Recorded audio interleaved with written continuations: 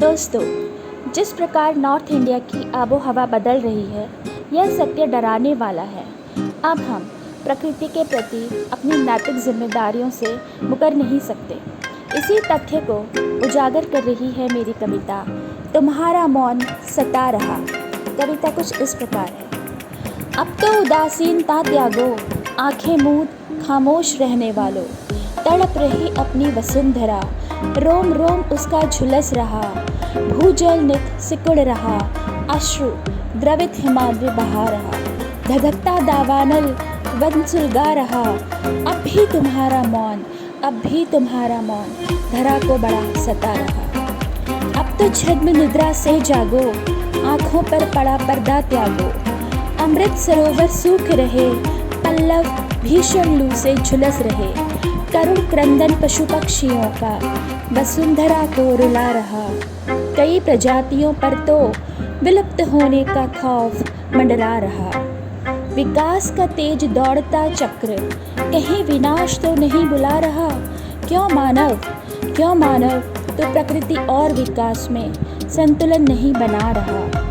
प्राकृतिक संपदा का चरम दोहन धरा को बंजर बना रहा। बढ़ता कंक्रीटों का जंगल कृषि भूमि को खा रहा। वन कटान, भूमि अपरदन, धूम्र, धूल और प्रदूषण पर्यावरण विषैला बना रहा। प्रकृति के नियमों का उल्लंघन जलवायु परिवर्तन करा रहा। 50 पार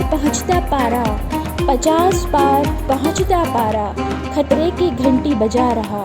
अब भी तुम्हारा मौन धरा को बड़ा सता रहा। गर अब नहीं चेते भाप संकेतों को नहीं संभले। जल संकट और गहरा होगा, प्यासी धरती प्यासा जीवन प्यासा तू मानव होगा। आने वाली पीढ़ियों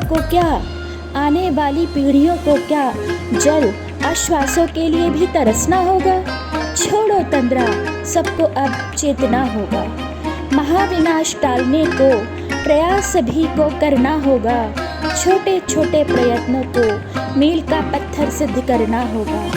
वृक्षारोपण, जल संरक्षण द्रुत गति से करना होगा। जीवन यदि बचाना है तो आज अभी सबको चेतना होगा। Thank you.